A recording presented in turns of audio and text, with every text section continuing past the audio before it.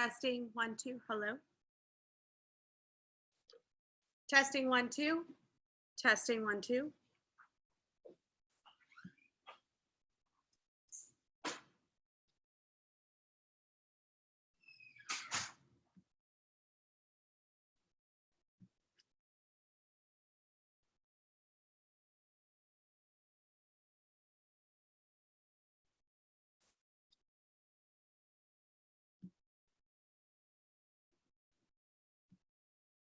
Hey Tommy, how's it going?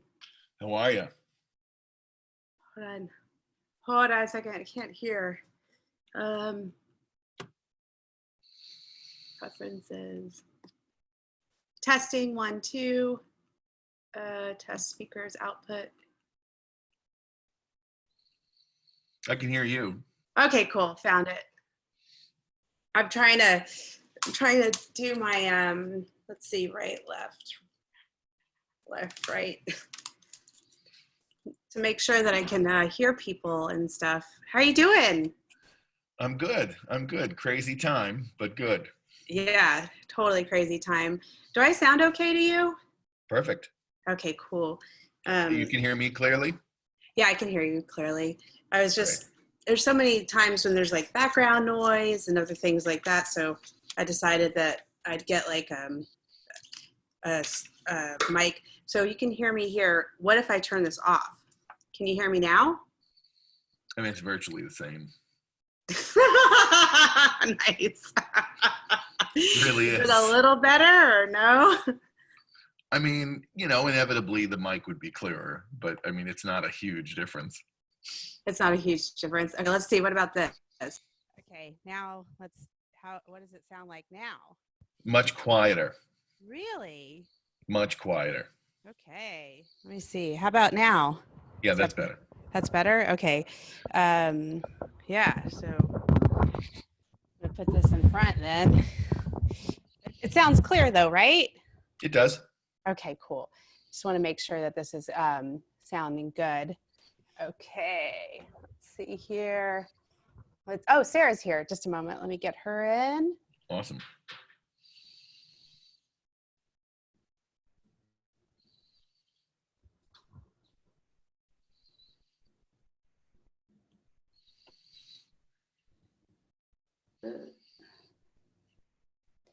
Hey, Sarah. Hey. Hello. Am I in the right place? I wore loads of laminate. Those will get you in. The granny choker. Those will get you in absolutely nowhere. Well, get me in here. I haven't dressed up for an occasion in a while. How's everybody? Good. You sound a little far. Is there like maybe some, I don't know, I don't know if that's for you too, Tommy. Is that for you also? Yeah. Yeah, you sound kind of far away. I'm going to get rid of the headphones. Let's see if that works. If that might be better. I'm finding it. Hold on.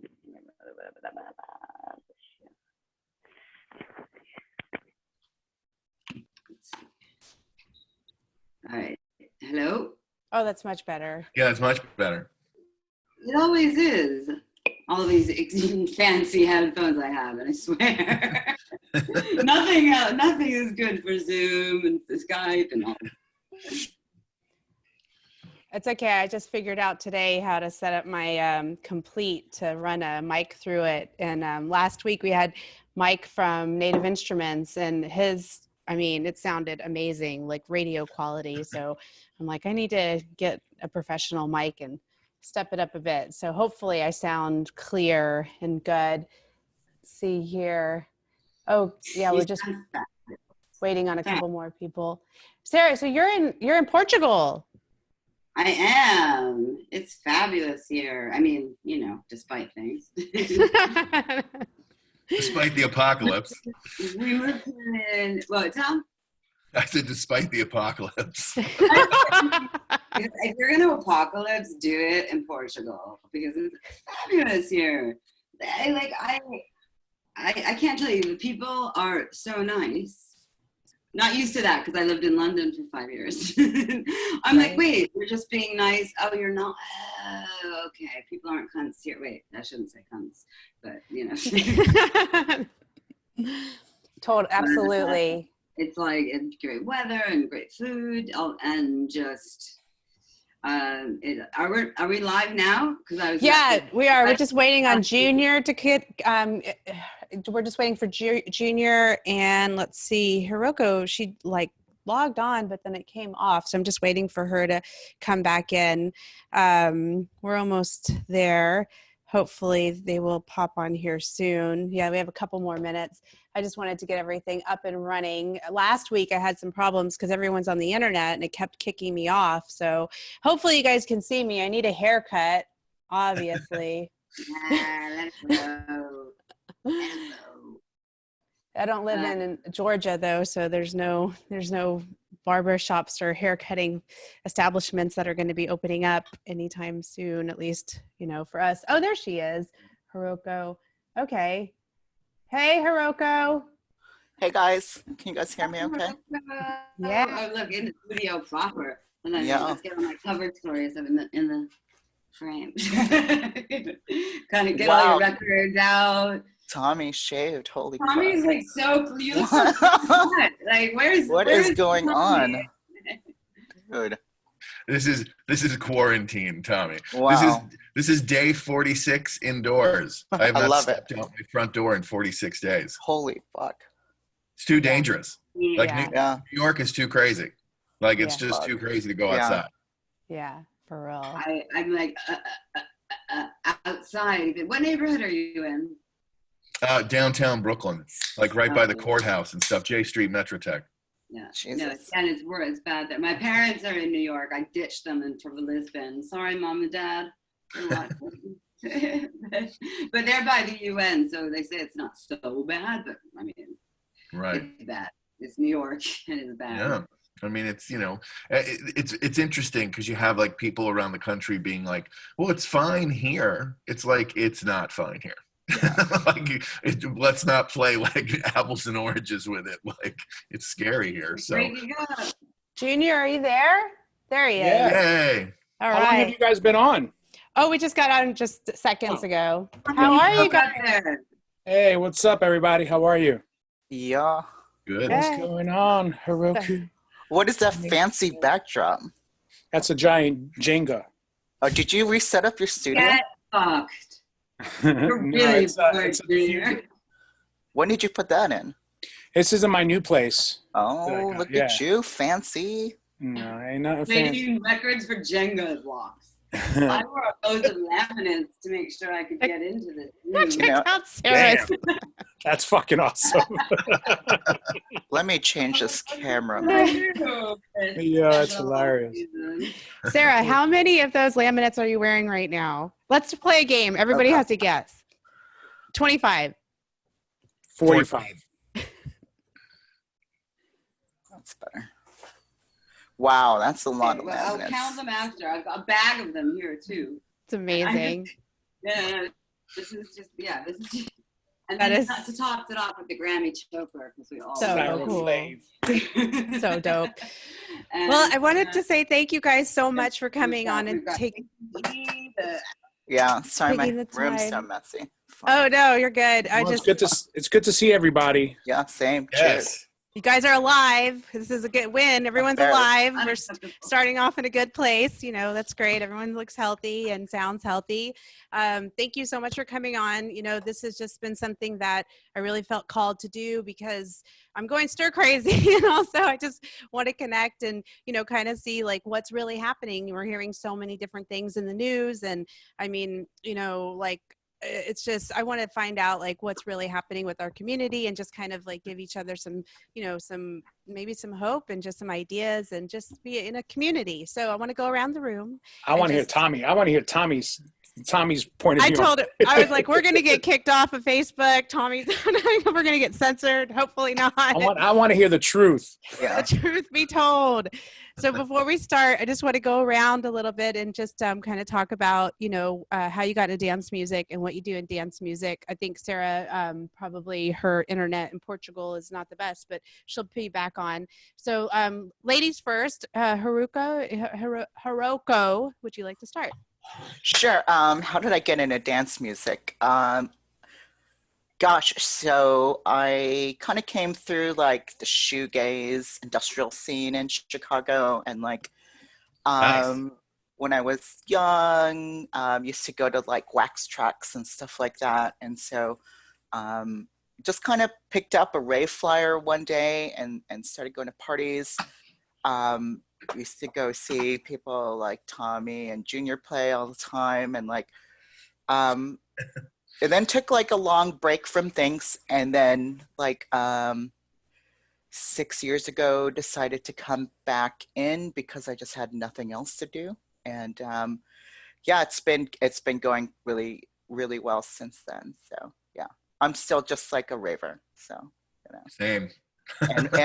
and fan, so. Awesome. Tommy, what about you? Well, it's funny. What year did you start going out in Chicago? I think I started going to parties 94, 95. That was probably right when I left. Yeah. Yeah. Yeah, I'd say like I kind of came up to like the whole drop bass. Nice. And you left for Atlanta, right, Tommy? Was that it? Yeah. I mean, basically for me, I was that same like industrial kid who was going to Medusa's and shopping at wax tracks, and I was into Ministry and Front 242 and the Thrill Kill Cult. And then, the music at Medusa's started blending into Acid House.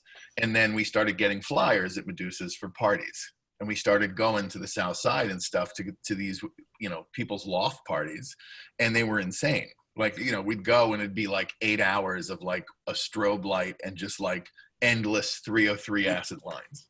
And it was the best thing I'd ever seen in my life. So, I got pulled in there, and then like, I was going out, I started going out in 86.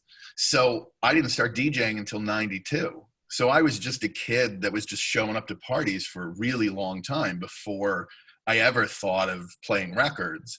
And then it was another number of years before I ever decided to do it professionally. I mean, back then there was no such thing as a professional DJ. That was like ridiculous. Like who wanted to be called a professional in like 1992? Nobody. So, got into it that way, and, geez, long, strange trip. It's like 30 years of DJing in a couple of years here. Wow. Amazing. Crazy. Sarah, we're just going around the room kind of talking about how we got into dance music. I guess all of these all accesses did not work because Zoom just booted me right out. And kind of what we do in this. So go ahead, Sarah. I'll let you just kind of explain how you got into like, journalism with music and just your background.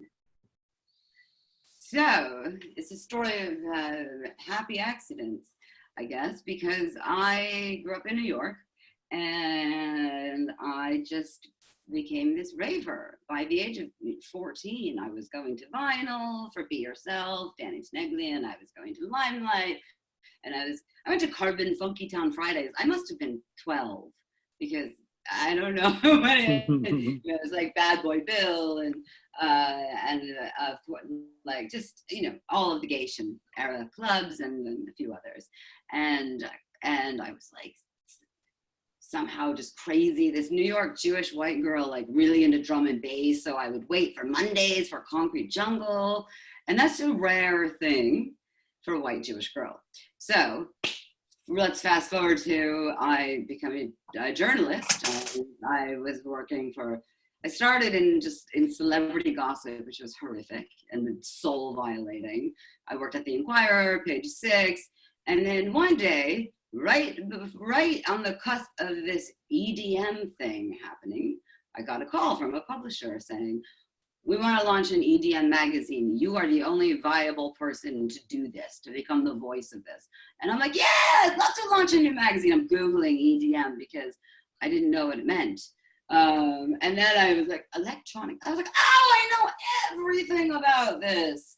You know, I like, but things had changed a wee bit. So because I was still listening to all my old school house and drum and bass, and then I was like, Skrillex, Skrillex, but of course, but I get it, but you know, and that, so it started with that. So I launched the magazine Electro at right on the cusp of dance music becoming not only a thing you do proudly and professionally, the fastest growing genre of music to make so much money in such a short amount of time in history, and literally changed the game, everything. And I was there documenting it from its inception as a mainstream.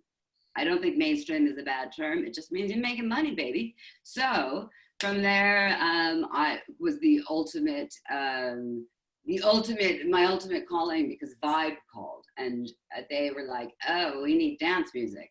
I am an absolute East Coast thuggish, ruggish, Wu-Tang Clan member.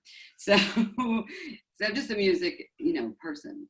So, and they were like, oh, well, you have this, we'll come launch dance music at Vibe, which is Vibe. Like, they are caused, people blame them for Biggie and Tupac's deaths. That's cool, but it's not cool. It's a little joke. Anyway, and then from there, I launched DJ Mag North America, but ran that for 5 years. And here we are. It's been my whole, basically, a long time. And I've gone to a lot of, I've interviewed everybody. I've had some amazing cover stories. I've spearheaded a lot of movements for, whatever it is I'm called to do. So if it's best of, DJ Mag, they had best of British, I launched best of North America. Acronym BONA, which is great because it's like, I got a big bona. But anyway, and so you just keep growing and evolving with it. And right now, it's just time to get creative. So there it is. Amen. Awesome. I love that story. Yeah, it's so funny. That's kind of how I became a DJ. It was like accidents. What about you, Junior?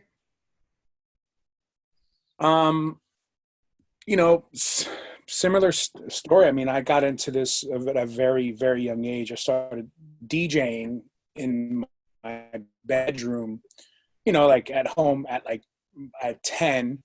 When I was 11 years old, I got introduced to my first studio, which was through a family member. My brother came over. I'll make this as short as possible. My brother came over with his now wife, but then girlfriend, and her brother-in-law's brother he was making ready music. He was making like freestyle music, and his name at the time, his name is Tony Rodriguez, but at the time he went by this name called Jose Chinga. He made a song called Fly Tetas. It was about women's titties, but it was a really big underground Latin freestyle record. And I knew it at 11 years old. I was like, oh my God, he made that. And I was freaking out because he made a lot of other records too, called like just crazy records. And so I wanted to meet him. So my brother was living with him at the time, and I didn't do my communion yet, actually. I was late with my communion. So my mother said, if I went to church on the weekends with them, I can sleep over my brother was living with him Friday, Saturday, Sunday. So I would stay in the weekends, and he never treated me like a kid. He kind of like spoke to me like if I was a more of an adult and a peer. And I saw my first mixing board. I saw my first sampler. It looked like a spaceship. And he gave me my first Creator Records. I was 11 years old. And Wow. I remember him asking my brother, oh, can I take your brother out to the diner? It was like 3 a.m. I would be up watching him work. And he was making like freestyle records like Joey Kid, Everything I Own, all these crazy records.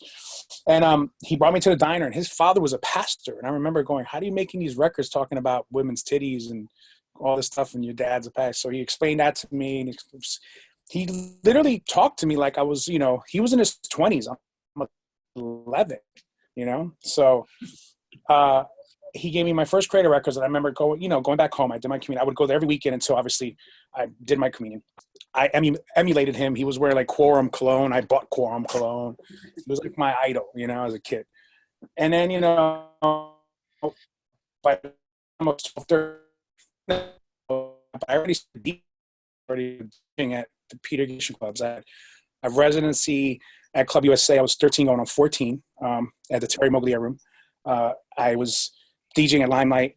I played at Palladium. I did Tunnel. So I was doing a lot of, and I was also a promoter for NASA. And when NASA was around, Scotto's NASA, my promoter number was 21. So you put your number on the flyer, you hand it in. If people come in with your flyer, you get paid $1. I never got paid. Anyway, but that was my youth. And I grew up, loving.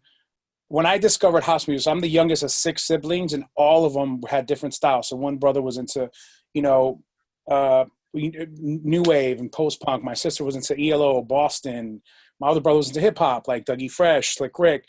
One brother was into the Smiths. So I just grew up with all this music around me. And then when they left, the format they bought in was vinyl. But when they left, they didn't take it. They just left me with all these records. So I was already kind of like consumed with all this music. And then when I first heard like Acid Crash, like Tyree Cooper, that was like, oh shit, this is mine. Like, so I claimed this as my own identity. So my brother was into Depeche Mode, or they were into this. I was like, no, this is me. This is me. So I remember being in elementary school, and my elementary school, like when we played kickball during lunch, my house, or my apartment I lived in, was right across the street. So I would literally sneak from the playground to home at noon so I could listen to John Robinson Midday Mix, because that was the only time I get to hear house music on the radio. Like, and I knew he always played exclusive. That was the first time I ever heard Gypsy Woman. First time I ever heard Those Guys Tonight. So that's how I got the bug. And then playing out at the Peter Gason clubs, this one guy comes up to me one day, and he was like, can you make music like this? Like how you're playing? And I was like 15 years old, 14, 15. And I said, yeah, totally lying. I never made music before. I never did anything, right? So I take a ride. A friend of mine takes a ride to his studio, and it was far deep in New Jersey. I remember seeing like Farms for Sale. Like that's how deep it was. And maybe it wasn't, but in my head it was, right? So I get there to his studio, and I'm looking around. I'm super inquisitive, like, oh wow, what's this? What's that? How much was this? This and that. And he had this console, and it's super familiar to me. It was like weird. And he goes, yeah, I just bought it off this guy. His name is Tony Rodriguez, blah, blah. So the same console, the first time I ever made a record was the same console I saw when I was 11 years old. So the guy that influenced me just so happened to sell this guy this mixing board, and I made my first record on the same mixing board that I saw when I was 11 years old. So that was a weird thing for me, because it was like, oh, wow, maybe this is something, like, it's pulling me towards this. And from then on, it was just nonstop, That's kind of how I got into it. In the most, condensed form I can tell this story, I'm sure we all could, write a book on, how we got into dance music. Yeah. Yes. The very first gig I ever had that, for dance music, I was DJing at Bungalow 8 and Lot 61 and all the Models and Bottles Club. And I was like, I really want to do dance, go back to my, raver roots in Texas, going to Austin, going to New Orleans, all the raves that I grew up in Texas. We used to drive hours, tripping on acid, going to raves. And so I was like, I really, really want to, DJ in house, in electronica. And my friend called me up and was like, Arthur Baker, he wants to throw a party in New York. He wants to do this return to New York Fashion Week extravaganza. And you throw parties, help him. So I was like, okay. So I called him up. I was like, hey, nice to meet you. Let's do Happy Valley. And then we had, you were there, and Tommy was there, and Alexander Technique was there, and Joey Beltram, and all of these amazing people. And that was my first electronic music gig. I was like, I'll help you throw the party, but you've got to let me DJ. So we all have like, you know, those stories. So I'm just curious, what is, what baby? Sarah, I was wondering like what's going on with you guys like in your different places of, I mean, right now in the world it's pretty insane. And so I just wanted to start, you know, with Sarah because she's in Portugal. So I'm just curious, like what's the temperature over there? It's in the 70s, and it's been like that since February. We moved, my husband and I moved here in January, and I'm just going to be honest because I don't know any other way to be. It all started because, well, my husband manages DJs, and he said, do you know that you can move to Portugal and not pay taxes? And I was like, get fucked. All right, let's do it. Because I'm always one to just up and do whatever. Because as I always say, actually, whenever someone asks me where I am or where I'm based, I say wherever the Wi-Fi is. So this pandemic suits that. So you can be based wherever the Wi-Fi is. So, Where in Portugal are you, Sarah? We're in Lisbon. Okay. So when this is over, everyone's got to come because, quite frankly, you're all going to get tax breaks, and it's brilliant. Well, and then I, you know, for a while. So anyway, I got here in just the end of January, and just like, first of all, it's like, speaking of in New Orleans, like the street musicians are just amazing. I wasn't expecting that. I'd been here once, and I just instantly fell in love. I've got a place right now that is the biggest place I've lived in. We decided to rent for a year, and it's the cheapest place I've lived in. So that's also good because, you know, there's a bit of a money halt right now with there's no live music, there's no advertising, there's, you know, but there's solutions. So the vibe here is always sunny and beautiful, which is quite a change because I was living in London for 5 years. And I feel like I've escaped the two worst countries, not to shit on my home country of America, but, you know, injecting bleach. Anyway, we won't go there. So it's. Are you guys in quarantine though? Is the government like? Are they being really strict with quarantine? When are you guys getting out? Like, what are they? They are. We actually made a run for it in the middle of the night because I wanted to go to the Algarves for my birthday. It was on the 10th of April. I wanted it. So, and just have a big pool because Lisbon is the city, and then the Algarves is like beach and golf and all like big people have holiday homes. So they did a nationwide lockdown of like no driving within a certain distance of your house. And so we took off in the middle of the night to get there. We got stopped. We drove 3 hours. This is just for a little staycation. This is what you got to do in life when we got to get what you want. So, and then when we got there, they were like, go back to Lisbon. We're like, just made up, you know, blagged it, hustled it, as you got to do in life and in business. And so that was nice. That was a nice little thing. But basically, yeah, we haven't seen anyone besides my husband in, you know, over a month, except for on these lovely platforms. And the weather is really nice, which is great, but it's also can be sad when you're like, lonely, I am so lonely, you know, and you know, what's interesting about here is you've got this feeling of being away from political and, you know, global upheaval of the UK and America, where I was before. But now I'm plugged in so much. And I felt like before I was like, oh, Trump who? You know, like you know, like it's nice here. They welcome you here. It's easy to immigrate here. You know, it's not a rich country. So it's, you know, it's really this warmth and welcoming feeling. And then, well, I've barely been here. And then suddenly it flipped. So, you know, but I still feel like I'm watching from afar because I feel more serene here. So. Well, you sound like you're in a safe space. You definitely sound like you made the right move in getting out there in January and getting, you know, in a safe place. What's going on in Brooklyn, Tommy? Well, that's a complicated question. The strange thing is that people are still going out.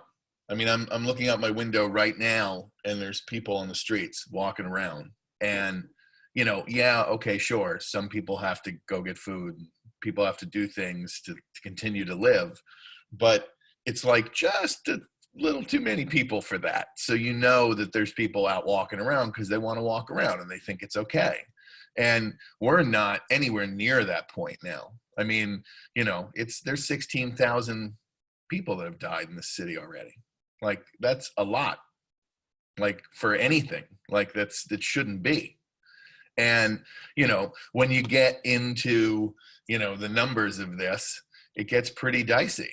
I mean, we're just now, there's more people that have died in America now than died in Vietnam fighting the war in America.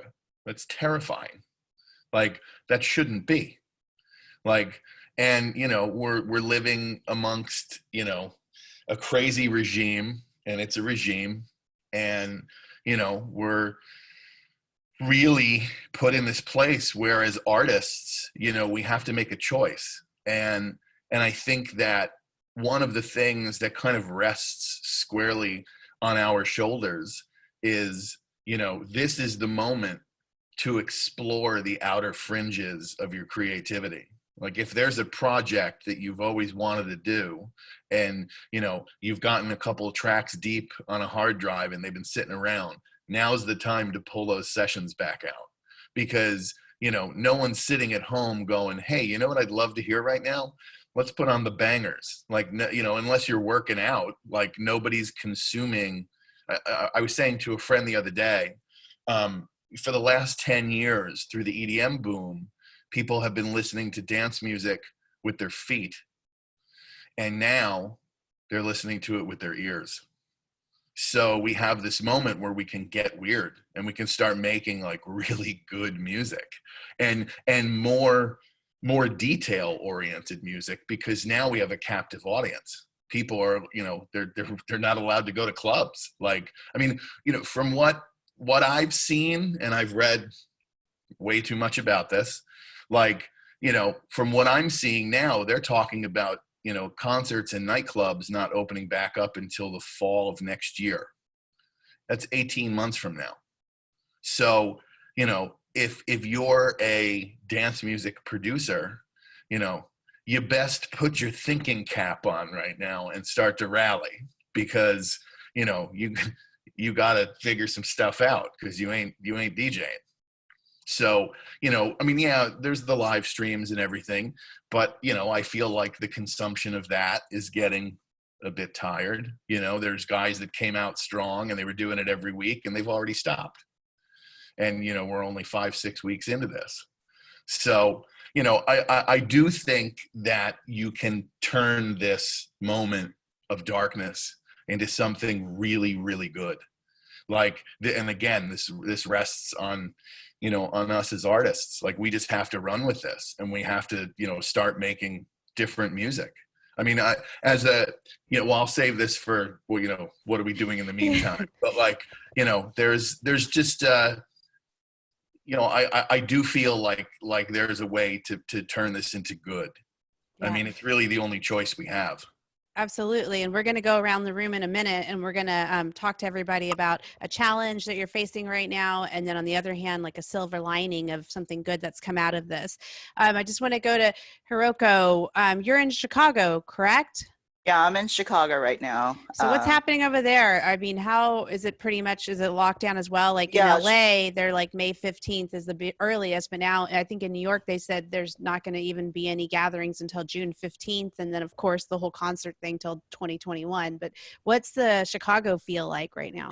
Chicago, I think as far as the lockdown has, our local government has been pretty good to respond and has had a pretty vocal resistance to what's going on at the federal level. So in some ways it's kind of, it's good to see your local government reflect your own kind of values and whatnot.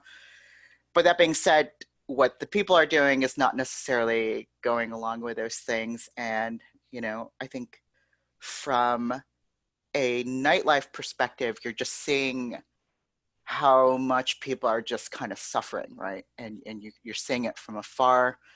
I'm a resident at 2 clubs in Chicago, and those people just aren't working. So, you know, from the bartenders, the door staff, these people you'd see every other weekend, and as these local grants and funds just aren't really getting to people. Like, I think one of the big issues is these unemployment for gig workers, and you know the way that these people are taxed. The relief is just not getting to people that really need it, and I think seeing that from afar is tough to see. So you're just seeing these things that people have really worked hard on, and they've built up for so long, and their work has really helped you out as well. But they're having a hard time, and I think Chicago is just especially hit because it's just one of those cities that we're always just kind of getting by, right? And things are running at a razor thin margin all the time, even as an artist, right? So you're just so that it's tough to see, but at the same time, like, Chicago's a tough city and it's resilient people, so I think we'll figure something out here. Thank you for that. Yeah, I was curious about Chicago. It's definitely has a very special place in my heart.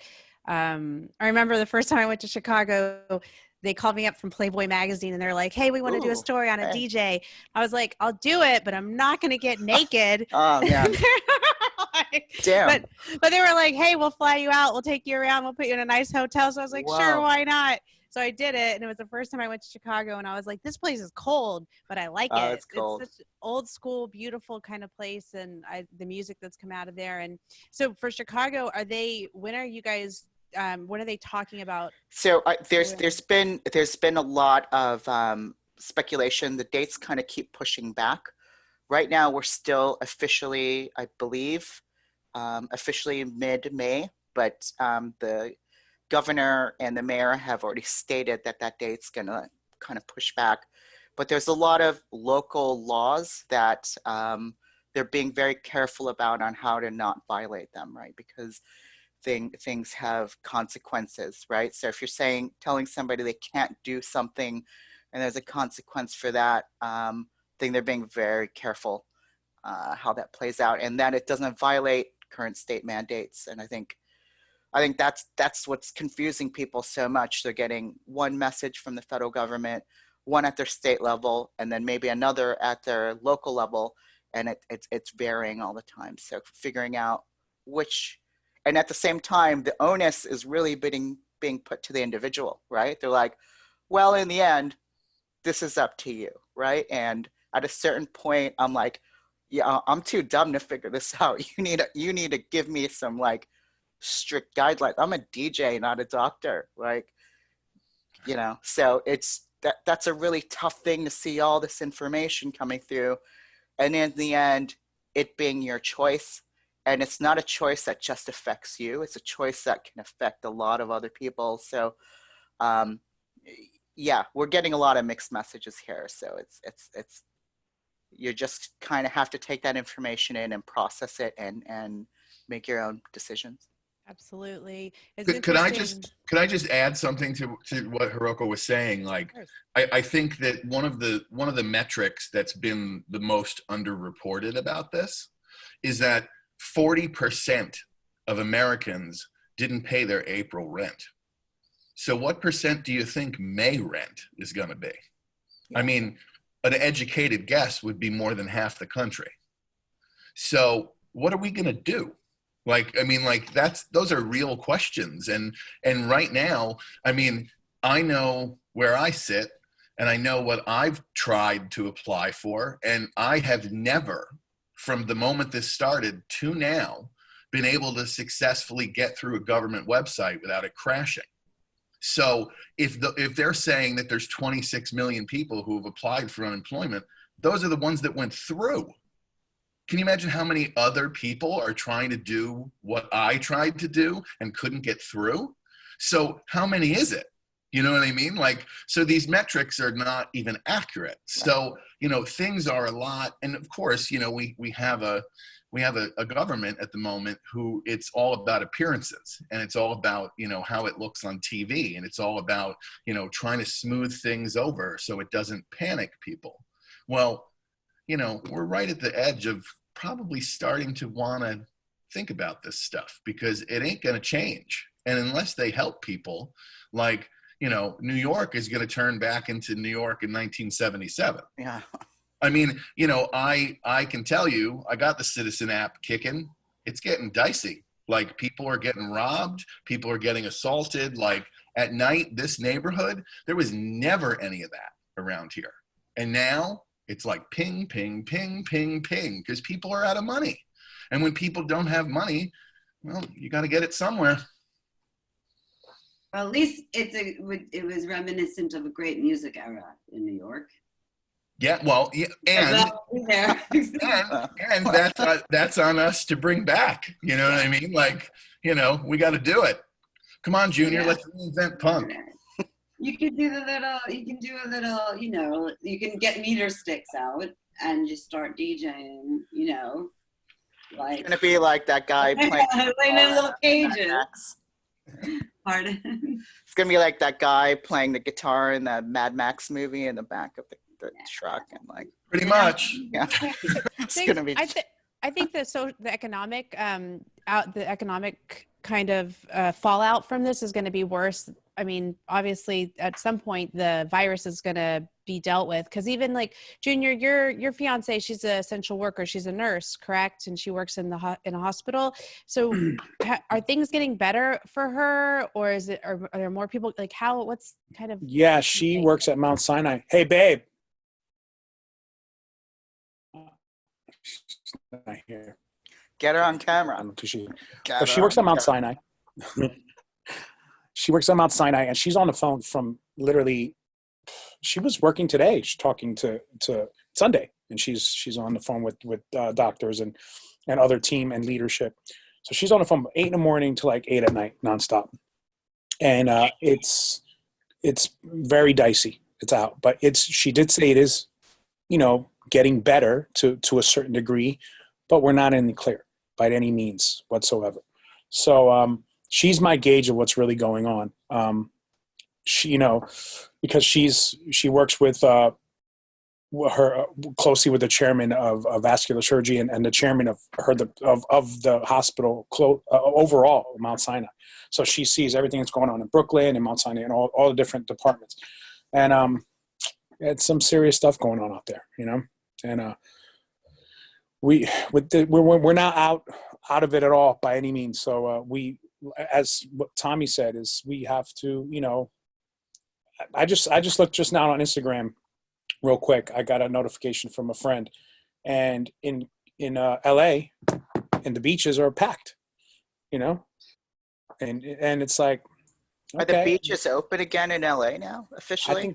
I think people are just out. Well, they just basically said that you could go to the beach to swim, work out, but like just go swimming and then leave. But people are obviously not. Yeah, it's very weird. And I think because we don't have public transportation and you guys do in New York, like I think that's also something people are like, oh, well, I'm not on a subway next to somebody, so I can be on a beach next to them. But I think it's too soon. Yeah, no, it's so, I'm so close to, Tommy mentioned about New York and Brooklyn. We're Jersey, and pretty much we have the same regulations going on. When you think about New York and New Jersey, tri-state area, Connecticut, Brooklyn, the Bronx, it's kind of like we're pretty much the same. And, Cuomo's doing a great job, I believe, in handling what's going on in New York. Our governor in New Jersey is doing the same thing. But to utter what Hiroko said before, it's true. It's just people get confused. We're in a time of, we don't know fact from fiction, and there's so much misinformation going on, and there's so much information from the federal level, the state level, and your local level. You don't know what's happening. So, and then people don't want to take this serious because of that. There's a lot of frustration. There's a lot of anger. people listen to Trump and somehow believe what he says. That's People don't, understandably, don't want to take this in as a current reality, right? Like it has the potential to be that bleak, right? So it's understandable that people are like, nah, this isn't how things are. But at a certain point, you kind of have to, accept it in some way, Sarah, I don't know. I don't know if I speak for everyone, but I'm coming to live with you and Jay. Can you guys adopt me? Like I said, and it's really right now. So while Trump made the 60-day immigration ban, in Portugal, they've fast-tracked immigration. It's a complete opposite. wow. Not now, yeah. I mean, we've got great lawyers, and and that are setting us up, so we still won't have to pay. I'm not smart either with numbers, Rocco. I'm a wordsmith, so I hear Jay talk. He's sorting out things, and he's actually, a lot of DJs and a lot of musicians moved here. Madonna started it, so 50, not paying taxes is a 50% raise. Now, if we've lost all our tours, we have to think of new ways, and we have been as a team Pijonsky. We are now. We've always been in the same business, me and my husband, but we never actually worked together, and now we are, and it's funny. But that aside, you're all welcome, and I would love I'm trying to get my parents here. I'm promising them grandkids, but I'm lying. Sorry if you're watching, Mom and Dad. Not right now, not during a pandemic. I'm sorry, but I'm not. That's the best time. That's the best time to get started. It's funny. We're supposed to get married in Portugal this September, so we have to cancel, obviously, the wedding because of it. So it sucks. Still stalling, are you? Blame COVID. Why don't you? Yeah. What are you guys hearing as far as for our community right now, as far as obviously the wealth distribution needed to be changed a long time ago, but now it's what are we going to even do to even make money as artists, as people who tour, as a DJ, I would DJ a few times a week and make 300 here, 400, 500 there, and that was the income. And then luckily 3 years ago I started a branding and marketing company, and I'm really grateful for that. But half of my income would still come from DJing, birthday parties here, $2,000 there for a corporate event, whatever. And now overnight, the whole events industry has been totally shut down, and like they said, till 2021. So I'm just curious, what are, from the whole collective, what are you guys hearing as far as what's going to happen with how the industry is shifting? So I hear all day everything being rescheduled and then rescheduled again, and I don't know why promoters are doing this, because they can't front money. But anyway, and then the agents are going crazy. There's just all of this time spent rescheduling all of the dates that you had, but you can't reschedule the festivals, just like Coachella went and did October rescheduling. But sorry, that's not happening. So, but that size of the festival maybe can take a hit 1 year. But the lower, so that's what I'm hearing. The truth is, people don't know. I've heard of promoters going missing because they're so screwed up from all of this. But the good on the silver lining is, then there are people who can step back and say, okay, I am not I'm not defined by one thing. I'm not defined just by being a DJ or a promoter or a dance music editor. So let's take what we have and figure something out, because there wasn't always money in this business. I used as a raver who became a journalist. Dance music happened. I always loved it. I loved the party. I probably, after the rave scene got thwarted in New York, I went to the bungalows and the Lot 61s and was the bob, just because I like to go out. And you know, and then when there was the opportunity to fly all over the world and cover festivals, I was like, fuck yeah.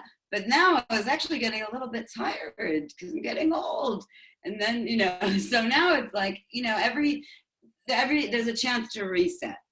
Even if you didn't want one, you've got one. And so it's what you do with it. So you have to create your own opportunities and stay plugged in and become a yes person from home, because you've got no excuse now.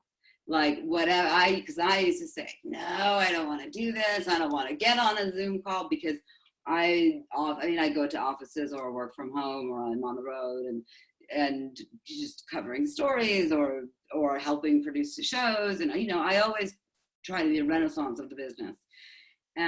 But I don't know everything. So I just, you know, I've done think tanks with people, and part of I can't really talk too much about it yet, but like a sports meets DJ tournament that when it comes in June, you guys will know, because it's going to be so huge. And it's amazing the people who've got involved with it. So it's really just like, it's about your attitude, I think. I mean, like, that's what I really believe that if you can make the virus your bitch somehow, getting yourself into a creative space, like, that's all you really can do. And then some days you can just sit around and be miserable, because you have to let yourself do that as well. Yeah, we definitely have to grieve for what was. We were talking to Louisa last week, and she was definitely saying that music's going to shift into more of like this, you know, emotional, more of like a at home kind of like sound. Tommy, what are your thoughts on that? And like, have you started making music right now, or what's going on with you? I mean, I'm in the middle of a side project that doesn't have drums. So, I mean, like, you know, that's where it's at over here. And from the amount of artists that I'm speaking to, that I haven't even really officially announced this, but you know, why not? I'm starting Brooklyn Blue, which is a side label to Brooklyn Fire, which is going to be all of this quarantine music that everybody's making. And, you know, some of it is like modular synthesizers, and it's, you know, 15 minutes long, and there's spoken word over it. And I mean, I'm loving the stuff that I'm starting to get from even just doing like a preliminary reach out to people. So, you know, I think that, you know, this is the time, you know, I've always liked music like that. You know, one of my favorite records is the Orbs double album. And I mean, you know, you can't listen to that record in a hurry. That's like, you know, it's like a 2+ hour commitment to like get through that record. And I love that. And I think that, you know, again, we have listeners for this who are excited to explore. And, you know, just to touch on what Sarah was saying, like, you know, with the kind of economic bend of all of this, you know, I'm starting to hear stories of, you know, the bigger, you know, the bigger booking agencies, Coda and Paradigm here in the States, you know, doing outreach to international promoters and getting in like screaming matches with people over bookings. Like, because everyone is, you know, they have a boss who's stepping on their neck because they're not making any money. So, you know, look at that trickle down. You know what I mean? Everyone is in this, you know, it's kind of a clusterfuck. And, you know, people are dealing with it differently. You know, like there are some people who are a bit more level-headed and are turning this into like a teachable moment about themselves. And they're learning about where they want to take their artistry because of having a pause and taking a breath of fresh air. I mean, you know, this is probably the first time I have ever in the entire history of being involved in dance music, which is 35 years this year from the time I started going out. This is the first time I've ever been able to like sit and think about what I want to do with that. I've never had that. You know what I mean? Like that has been something that has never been on the table because I've been busy running a record label and I've been busy playing shows and I've been busy doing all the things that you do. So, you know, I think this is, I mean, I would never call it great as a blanket term, but I mean, like, you know, I'm deciding to make this into something that works for me, because, you know, I can't imagine what the alternative to that is. I don't want to go down those roads where I'm screaming at people and getting upset about things. And, you know, it's a fine line, you know, like we're all walking that razor's edge every day. Cause I mean, you know, going back to normal is something that happens in movies. That is not going to happen to us. And, you know, they speak about the economy opening back up. Well, the economy is not our economy. Our economy is not going to open up until the fall of next year. So what do? You know, like, we are in the fringes, and all of these things that are meant to help everybody, you know, are I don't know, maybe you guys are hearing different things, but, you know, I don't know any artists who have gotten their stimulus checks, and no one's gotten, you know, the things that they've applied for. And it's bad, you know, like it's not working the way that it should. But the beautiful moment of this is that we now, as a country and as a world, see this for what it really is. So all of these things that people have told themselves are okay for, you know, the majority of their life, they're starting to see, you know, underneath the covers a little bit. And now we're really starting to see what a house of cards, you know, our government is basically put together by popsicle sticks and yarn, and it's falling apart. And everyone is seeing that every day. So, you know, we've got to protect ourselves. We have to protect our families and our significant others and our kids. And it's on us to take care of it. But I mean, that's the way they've designed it, you know, like Trump has shrugged the responsibility off to the governors, and the governors have shrugged the responsibility off to individuals. And then, you know, it's the Spider-Man meme where all the Spider-Men are pointing at each other and trying to blame each other for everything. That's our life. It's interesting you say people are seeing it, or seeing our government unravel before our eyes. But my question is, people are seeing it, but it seems like nobody believes it, or nobody wants to believe it, or it's just the weirdest.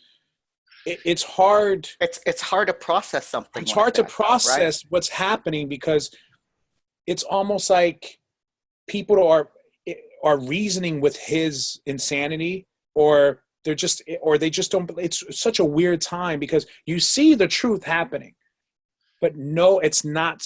Nobody is processing it as the truth. So Think about it this way. Like, when, you know, we've all had friends who we trusted and we let into our lives, and they turned out to be a piece of shit. And, you know, at that moment, do you want to believe that? Do you want to believe that this person that's been a part of your life for so long, and that person is this, you know, this blank slate of the president, you know what I mean? Like, that is like, that's damaging. I mean, like, you know, and I think, you know, listen, we are in a business and in a scene that walks the absolute fine line of sanity on a normal day. Like, you know, I mean, we're unfortunately standing on the verge of, you know, some Avicii darkness here. And you know, I hope that doesn't happen, but chances are it will. Because, you know, I saw a meme that rang real true to me, and it was, check on your extroverts. Because, you know, all these people we know have this insatiable appetite for getting up on stages in front of like tens of thousands of people, and now they're in their apartments. Well, if the darkness is going to creep in, that's where it creeps in, because now they ain't doing shit. So we have to, you know, if you know anyone like that, this is the time. Tomorrow, wake up Monday, start calling people that you care about and check in on them. Like, this is absolutely the most important part of this, as far as I'm concerned, because, you know, mental health is a cluster with dance music to begin with. So I mean, as somebody who's 15 years sober, like, this worries me deeply, because, you know, thanks. I mean, you know, this is something that I look to, and I see a lot of people having a real hard time with this. And, this is when those monsters creep in. So, we have to start checking up on each other, and we have to start this is the number one most important thing, I think, in dance music right now, because, like I said, on a normal day, this is dicey for people. Absolutely. We can do that. We have the power to do that. All it takes is a DM or a WhatsApp or a text. Just check in with people, because not everybody has a significant other. Not everybody has kids to soak up some of this confusion. So it's incredibly important that we band together and turn this into something that evolves us as an industry, because up until now no one's ever figured it out.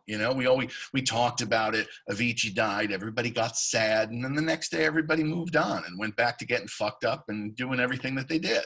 So let's learn from this, and let's really work together on making this into something better. Absolutely. And I share that too. I've been sober 10 years. And, for me, I'm definitely, I think that everybody in the world needs to do hallucinogenics at one point, because they teach you a lot. But for me personally, I'm just better off that way. So I've been, sober 10 years. And I noticed that, mental health, that is going to be the thing that hits people the hardest from this, because it's about, kind of what Sarah was saying, getting mad and getting okay, this is not going to take me down. I'm going to pivot from this, and I'm going to figure it out, and I'm going to come out on top after this virus. And there's some people who are just not like that. Some people are, they might not have as much fire as we do. And Tommy's label is called Brooklyn Fire. Some people, call them up and be like, hey, how's it going? Are you okay? A lot of people who are in the dance music community are in it because they want to, get into a corner at a dark nightclub and dance their worries away, So I love that. And Alex English, he also was saying that, calling people and staying in touch. I'm just curious, do you guys want to maybe share something that you're doing to stay grounded during this time? Hiroko, what are you doing to just get through the day? Gosh, that's a tough one. I'd say I'm one of those people that just is not.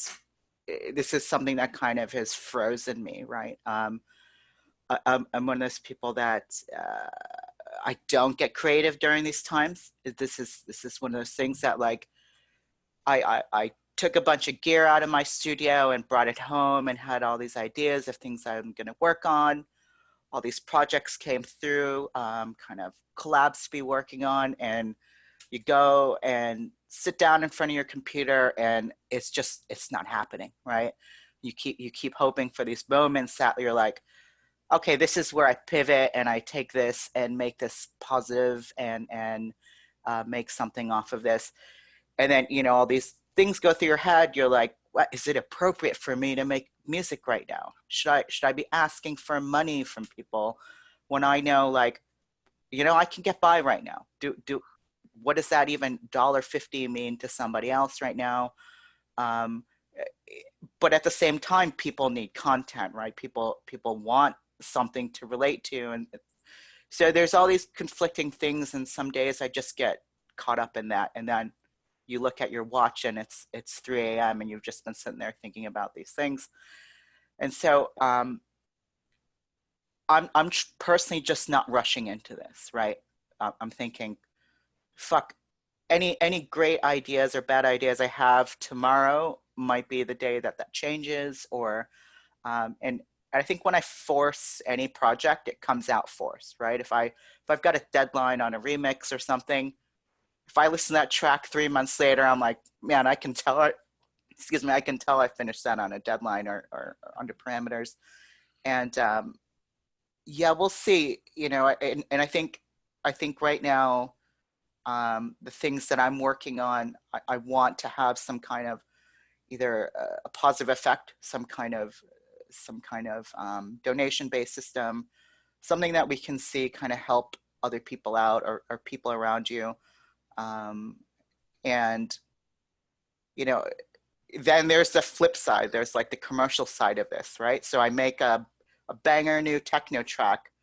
What the fuck is anybody gonna do with that, right? Like, I get to hear this on a quarantine mix, and then if I were to save this track for, you know, maybe when things are going again, its release is completely different. But then you're like, man, why? You know, then you have a lot of guilt about thinking about things like that too. You're right. So it's like your relationship to the music and the product and how it ends up, it's just changed. And so I think I'm not really sure where this sits right now, and I'm not forcing myself into it. And I think for me, that's the most comfortable way to approach it is just to think, this is not going to change tomorrow. This is not going to change next month. I've got a lot of time sitting in front of this computer and a DAW and this gear, and let's just see what happens. I might just stay on CNN watching updates, but one day I might be working on something that later I really enjoy doing. But it's one of those things. I'm somebody that spent every day in the studio, right? There was at least a little bit of time I would spend working on music, whether I saved it or not, or it became something. It's part of what I did for fun, right? Entertainment was making music is part of my entertainment, and it's just not there right now. So it's shifted a lot of what I do, but there's no way it disappears, right? I don't know what else to do. So it's kind of like a curse. So we'll see. I'm just kind of waiting this out and see where I land. Amen. What It's about valid you? not to do anything. You know, like that's definitely something that's valuable right now. Like if your creativity is nurtured by a pause. And Hiroko, my mother is a psychologist, and she always says, guilt is a useless emotion. And I totally agree with that. There is no guilt. Yeah, guilt, you know, it's one of those things like, I think, God, that's a great thing to say, but like, you know, for some, guilt is a weird wrapper, right? Because guilt's just like a word, and it can mean so many different things. And like, is it a causal effect thing? Is it just me kind of thinking where this goes? Guilt is a very broad term for me. It might not necessarily have the same heartfelt connotations it does for other people, because guilt is also a motivator for me, right? Like feeling bad about things or feeling empathy about something, or that then if I identify something as wrong, I'd like to change that, right? And so sometimes putting that on yourself, or knowing, part of guilt is also saying, hey, there's actually something I can do about this, right? Like I do have $20 I can donate here, or I could give these groceries to somebody, or whatever it might be. That's part of that as well sometimes. Yeah. It's so funny because I told my therapist, I was like, I don't think I can see you once a week. You know, I don't know what's happening. I did get the $1,200 stimulus check, but I live in LA. So that's like gone in what, a rent for 1 month or something. So, I mean, I haven't gotten unemployment yet. All my clients were like, we're freaked out. We're not going to, you know, work with you right now. But I'm positive. I'm going to stay positive. But what I'm trying to say is that my therapist was like, well, this might be the one thing that you want to keep doing. And I see it now in hindsight that it is, because your mental health is where everything else stems from. Junior, how are you staying inspired during these times? You know, there's a lot. So I know how to partition. I work really well with purpose. I'm that type of person that I like to work when I know that I have something to do. Luckily, I'm doing a lot right now musically and working on different projects, and that's keeping me kind of like distracted from all the noise. So I'm staying creative. I'm working on an album myself, but also working on a lot of different other projects for other artists and other things, and making music. And then my mother's here with me. I got my mother out of where she was living. She's obviously in a elderly person's place, you know, and so I wanted to get her out. She's right now starting to have early on Alzheimer's. So her short-term memory is not that on right now, you know, it's just, it is what it is. But she also has shingles that just happened, you know, and so I've been taking care of her. Like, you know, it's been, you know, she's like my baby. So I've been doing that and then making music and being a dad and being a fiance, you know, somebody, you know, I've just kind of been partitioning myself in these ways, and it's been super balancing. And I've been trying to work out and eat well. And music to me has been literally my go-to thing to really focus on staying creative. Like, it's funny, before, when I used to work on different projects, whether, you know, making dance music, and then if I would work with a band, I would have to partition my brain and like be that band. I would have to live it, breathe it, and be that. And that's the only way I could work with a project like that. I've grown out of that, where I can literally turn on and off my head now. I couldn't do that before. So if I wanted to write a song that was all acoustic bass or something, I would have to become this. I would have to manifest Joni Mitchell or something in my brain. It was weird. Now I can kind of navigate that in a different way. I think it's maturity, maybe. I don't know. But, you know, staying creative, you know, balancing, being with my mom, just looking at her, lay in bed and looking at her every day and go, this is what life is about.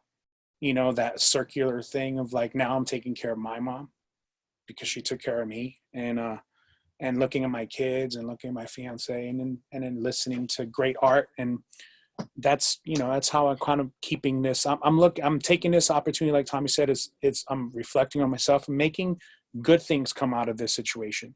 You know, that's all I'm doing with this, and not having any type of not looking at this in any type of negative effect. You know, that's where I'm at. I mean, the way I see it is, you know, as, you know, two people who have the privilege to work from home, Daniela and I, every night, like, there's a moment where we're, you know, day's winding down, and we just take a moment to be grateful for the fact that we can do that, because there's so many people that can't. And there are people that have to get on the subway because, you know, New Yorkers don't own cars. So you get on the subway. Well, the majority of the homeless population in New York is living in the subway now. So the subway is like the worst it's been in 40 years. So, you know, and people have to get on the subway. And, you know, there's trash everywhere. There's, you know, worse things everywhere. And, you know, you just have to deal with that if you work in a hospital, or if you work in a grocery store, or if you work somewhere where you have to continue to go to work. And, you know, I think, you know, again, you know, just taking a minute and being grateful for what you have goes a long way. And I think taking a moment and considering all of the people who have to do all of the things that you don't have to do. And, you know, it doesn't just, I mean, I know right now everyone like bangs the pots and does the thing for all the medical workers in New York, and God bless, they deserve that. But there's a lot of other people who are going to work every day that don't work in hospitals, and they're risking their lives to do their sometimes minimum wage jobs. And, you know, we just, on the other side of this, I think, are going to be, I hope, more considerate of what people's stories are and where they're coming from. I think we've lost that. I think humanity has kind of lost its way in the bustle and hustle of cities and everything else. I think that, you know, you have to take the time to, you know, I mean, I always think this way when I'm talking to anybody, like, you never know what that person's been through. You don't know how their day started. I mean, listen, Junior, before you just rattled off all that, I didn't know any of that was going on. You know what I mean? Who would? You know? And people might approach you like, you know, hey DJ, what'd you do today? You know what I mean? And it's like, that's not your life. You know what I mean? You got other shit going on. And I think that, you know, now, hopefully, on the other side of this, like, people just take a deep breath and consider that, you know, it's not all face value. And we all have our own battles to fight, you know, like, it's, you know, my parents are 84 and 86 years old, and I'm terrified. They're in Jersey. And, you know, my dad wants to get in the car and drive around. And we have to, you know, they were staying with my sister for a month, and they got so stir crazy they had to go back to their house. But, you know, I think about it all day long. I just hope he sits his ass down and stays at home. You know, like, it's dangerous still. And, you know, again, is that what's going on in Tommy Sunshine Land? Like, nobody's thinking about that, but that's what's going on. So, you know, I do hope on the other side of this, there is a moment where people do just think a bit more about what people are going through, because we're all going through this together. There is no one that is not being, I mean, of course, there's some people at the top who are making money from this and shit, but there's still, everyone is experiencing this together. And we are, I mean, really, there's never been a moment, not in my lifetime and not in recent history, where the entire world was experiencing a singular event in real time. There hasn't been this kind of unity in the world at any juncture. Like, I mean, this is far out, you know what I mean? And again, like, you can tap in to the collective consciousness of this and want to do good, or you can get sucked into the darkness. And I fight that battle every day. You know, I mean, there's a lot of crazy shit going on. So, you know, you can get yanked into the fringes, and, you know, there's a lot of unhappy people, but you've got to choose the light. That's a choice. And I think that's on us. I have a question for you, Tommy. And yeah. How do you navigate staying, you know, so active in your views and your opinion and all that? Do you feel sometimes like there's just so much information coming from here, from there, Trump, man-made virus, somebody ate bats, Bill Gates, this right. person, that person. There's so much going on, and there's so much information happening, and it's coming at you. Whether you consume it, believe it or not, or the truth is there, what do you do with this information? And does this information that we all, you know, attain matter? Because it seems like it doesn't matter, because there's so much out there, right? And you consume this information. Okay, I know this truth, I know that truth, I know this truth now this truth hit me. Now what do you do with it? Well, I mean, you know, so I'm wondering, what do you do with all this knowledge of stuff that's really there? Like, you pulled the fucking curtains out and you're showing everyone, but it's like a silent movie. Nobody's understanding what's happening. The only way that I can explain this is I feel like it's the same with music, right? There was a time in my life where I could listen to music and be a casual listener of music. That is long gone. Like, if a song comes on the radio, like, I drive Daniela absolutely batshit crazy with this. Like, she'll play me a song and I'm like, hand me your phone. I want to know who produced it. I want to know who wrote it. I want to know what label it's on. Like I am not able to just be like, yeah, cool, and let it play in the background. Like that, and that's music. So then take that over to politics and to, you know, ecological ventures and all of the other things that I get myself mixed up in. And it's the same. But I do have, I mean, I guess for me, it's like, you know, I have like an escape valve where at the end of the day, I just like let it open and all the, you know, all that nonsense comes out so that I can the next day be able to absorb more, because that for me is really important. Like, I don't want to get bogged down in what happened today. Like, it's about the future. I mean, that's, to me, like, that's all I've ever really cared about. Even when I was a kid, it's like I was Battlestar Galactica, Star Wars, like Ace Frehley, like, let's go to outer space. Let's think about the future. Let's think about tomorrow. You know, Devo, whatever, Kraftwerk, like that was always my stuff. Like, I just identified with that so much. But in order to stay focused on that, you have to take in all that's going on in a day. And then at a certain point, you got to clear the table. Someone's got to do the dishes. You know what I mean? Like, you got to get all of that off so that the next day you can approach it with a clear head. And I think that, like, you know, I don't know, you know, I think that helps me. I mean, there's probably people listening to this who think that's completely insane, but like, that's how I process this stuff. And, you know, working as a surrogate to the Bernie Sanders campaign, you know, for 2 cycles was one of the best things I ever did in my life, because I felt like I was actually doing something that mattered. Where I was like, you know, and, you know, marching in, you know, Black Lives Matter protests and protesting the Dakota Access Pipeline and getting out into the streets for Occupy Wall Street. Like, that hits me on a level that some music hits me on, but it's different.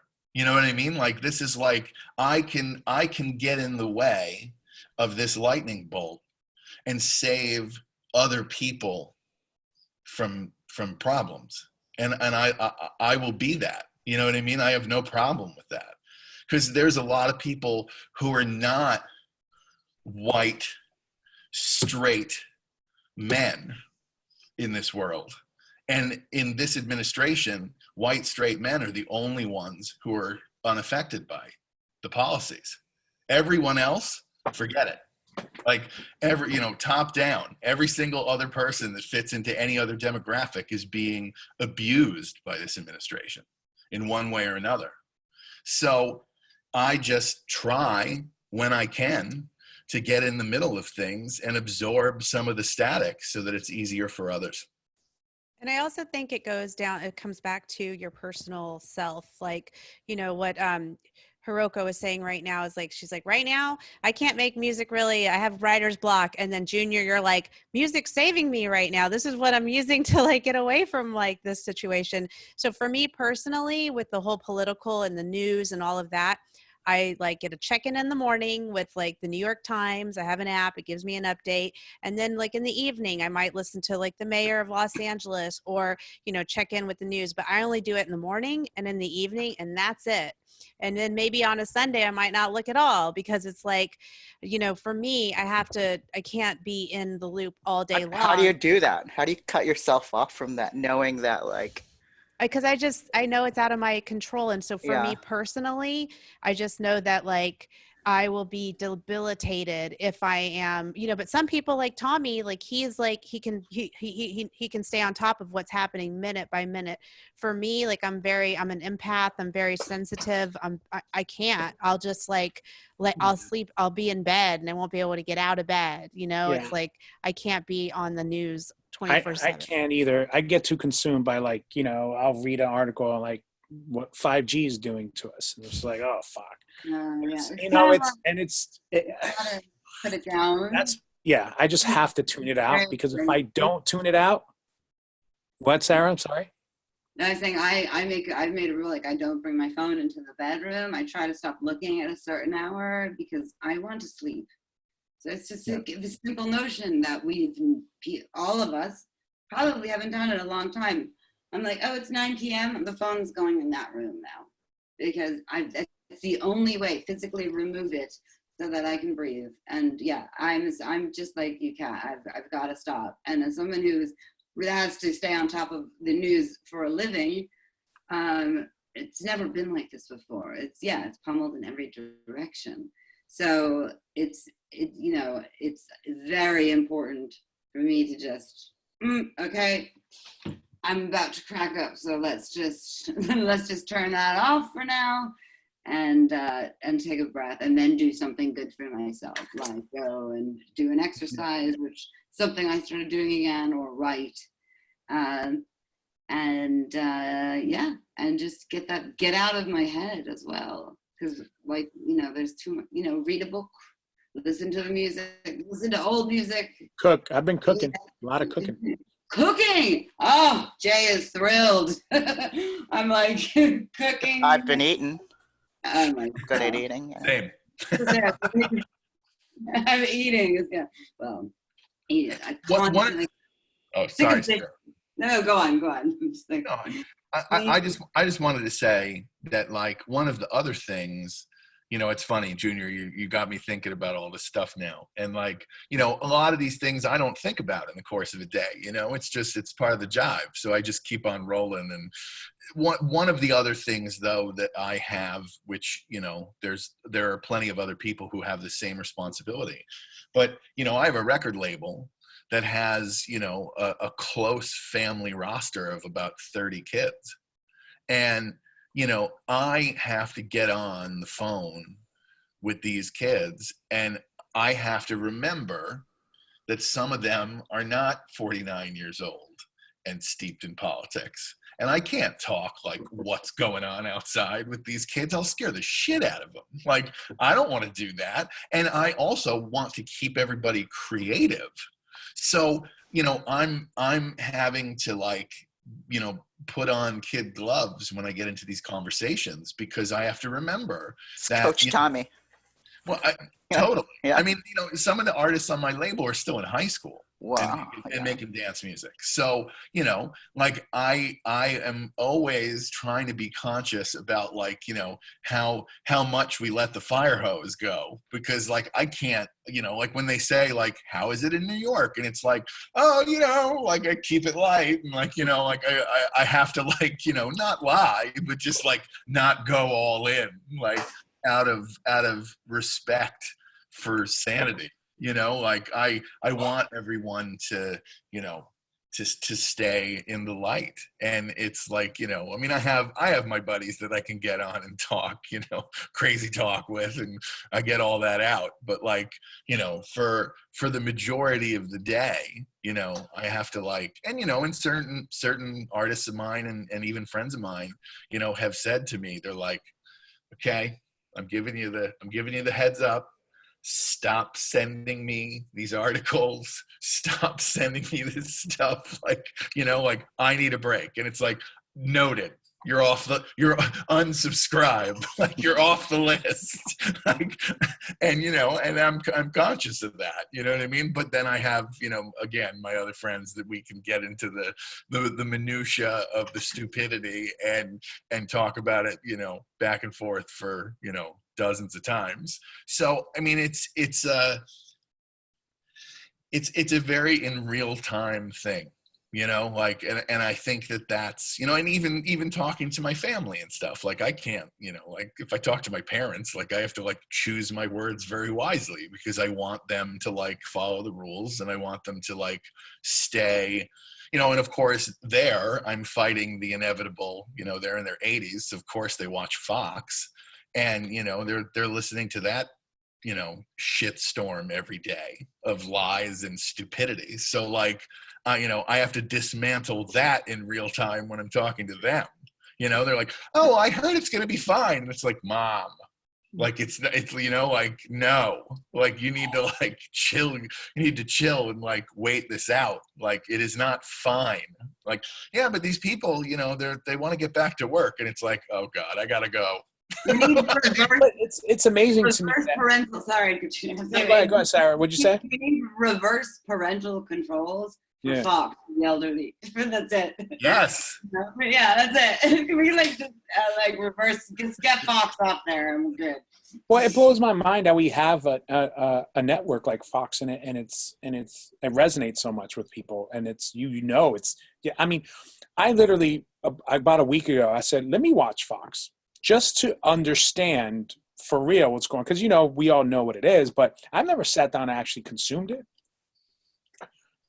My mouth was half the time like the shit. I'm like, how how do these people have jobs, and how are they on air saying what they're saying, speaking what they're speaking of? I mean, and it's across the board. Like It's the not idiocy. even that with the content. It's just the fact that that's the content that some people want, and you're shocked sometimes that you think there's just such relatability to the person next to you, and that your views on a particular issue could be so spread that the commonalities that you thought were in place just aren't there, and so that just creates this like confusion that you thought, wow, this is a human belief, right? This is a core value that everyone walking down the street, that we're not going to stab each other. We have this like social agreement with each other, and then you start seeing these things come out, and you're like, this is not a core human value. And then so you're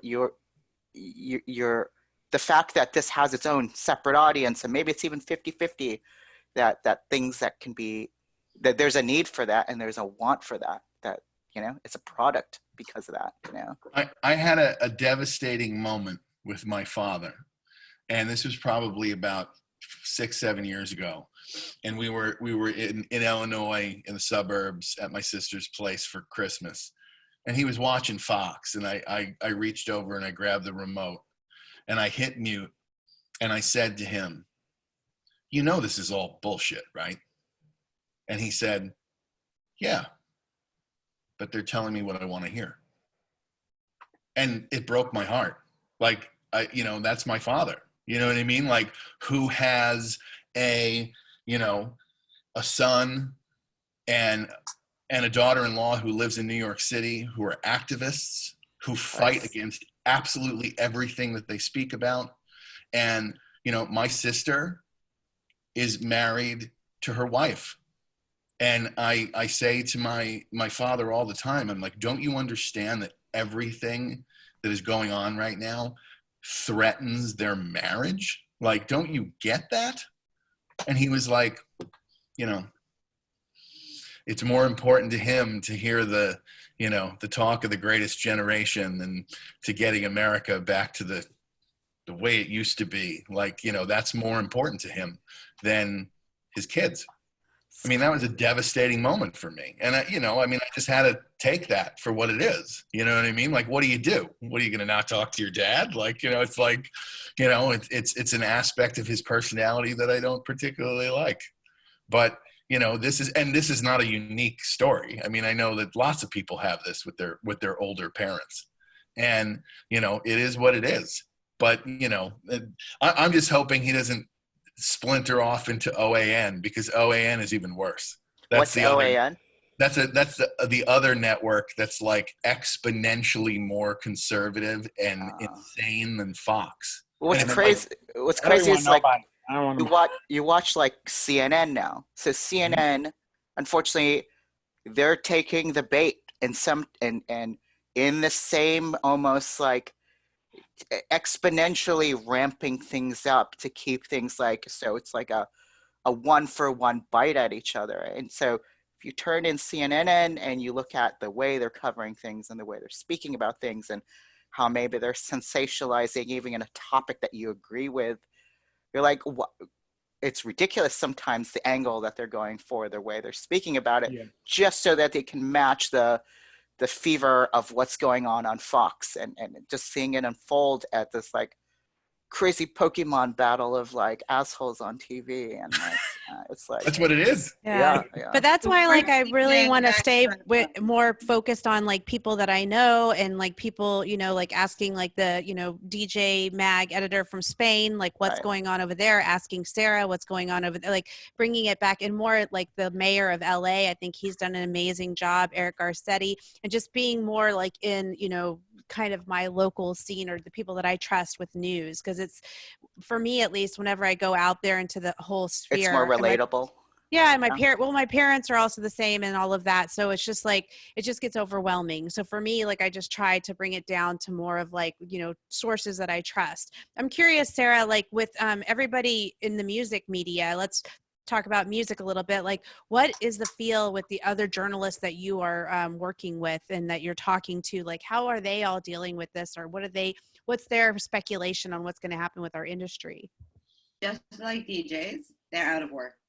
There's magazines. I mean, it's just like vinyl, gone and resurged, many times in life. But magazines, I mean, to subscribe to a newspaper, an actual physical one, it's a fortune. So I have been actively speaking to a lot, like everyone from my mentor to people I've mentored. And right now, I don't think the feeling is defined yet because we write it to get it. There's, like by nature, you write alone, and it's very much, so there's no, I haven't reached a general consensus yet with journalists because it's all over. It's really all over the place. Music journalists specifically, if they were lucky enough to be working in print, that's over now.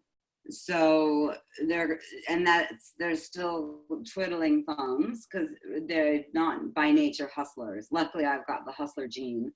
I actually worked twice in the early days starting out. I've left the Rupert Murdoch buildings twice in tears. Once at Page Six, once at Fox Sports. We were literally not allowed to write about certain people. That's not journalism, babes, like bottom line. So not to keep harping on that. So people what I do find is that a renewed sense of wanting to report real news. And that's all I've ever actually cared about. I love writing about music. I love changing my voice I can write, for the hip hop fan, for the electronic music fan. I don't get plurnt, as they like to say. But now, if you're a journalist, you can also just write for yourself, and you can write a book and put it on Amazon and upload it yourself. So watch out, music industry, because I've been doing a lot of that lately. I think that you're going to see an emergence of better writing, which I've started to see on places like Medium, because there's shit. I read shit. My father sent me an article in the Times about Martin Garrix and what he's doing in his 17 million with his parents at his house. And then they got a quote from Tiesto, and the writing was so awful. And I just said, Dad, my only takeaway from that was that they misspelled Tiesto. There's umlauts over the E. I wouldn't even, because I just get very, I've been offered jobs at publications in my life that were big, like the Times. And I've worked at a big, that are more on a scale of national and international, and said no, because it's just like, I'd rather have a mix of my own voice and I don't think it should be based on politics. It should be based on facts. So in music, it's the same standard. There are opinions. I make, lists and rank them based on my own, opinion. But hey, that's not reporting that, injecting bleach is going to save you. So from the coronavirus. So I think we're going to see an emergence of better writing and less magazines. And even though it breaks my heart to see the end of magazines, I was crying watching this Mr. Rogers movie, because he was talking about magazines are very important. And I was like, and they were showing the printing press, and I was like, oh, because this is my life. Like newspapers, I've written for weeklies, I've launched magazines. This is and even though I've always done other things, I love the smell and the feel of it, and laying it out and all of it. And that's gone, because that's very toxic right now, just like a live event. So, so right now it's just how to get it out there. And there's places, like I said, Medium is really good. Everything I read on there is great. Yeah, but I don't think we know yet.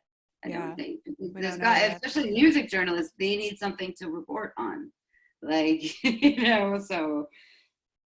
And then they need advertisers, or there needs to be a new structure. So we'll have to wait and see. It's been, Yeah. And that kind of brings back what Sarah was just saying, Tommy, and what you were saying about, like, for me, like getting my news and my facts, like Sarah, like I know this in the back of my mind that like some news publications are censored, but how Sarah just said, there's been, Fox Buildings and Fox companies that I've worked for, and we literally could not write about certain people. So now, like, I, maybe in a private conversation would be like, well, who was that? And for me, that's like how I get a lot of my information, is I just like ask my friends and I dig, and because I get overwhelmed, and I think it's amazing. Like, I have so many friends who are activists, and, I love everything that you post, and, I just, yeah, I think it just depends on where you're at with that. I'm just curious, like, guys, what do you guys think about all the virtual clubs and the streaming and all of, like, if you guys want to just maybe touch on that, how can we make money from that? Is it profitable? Is it, I mean, somebody was saying maybe you're streaming and not making any money, but you're building a fan base. So later on, when clubs do open, maybe those people will come see you. What's kind of like your thought around that? Junior, have you done a stream yet, or are you planning on it? Yeah, I did the first one for Bport when they did Bport Connect. Some technical issues on their end, but I did that. So me with the live stream, I think there's an abundance of them. I think they're great. I get entertained by them. I'm a listener. So when D-Nice did his, I was championing him. That's my boy. I loved it. I had a change great the time. game. I got drunk. Like, it was great. I did the Beatport Connect, and I'll do ones that if people ask me and they're like, we'd love you for you to be a part of this, I'll do it. But as far as me just jumping on live and just doing it just to do it, I prefer to just create music, create content for myself.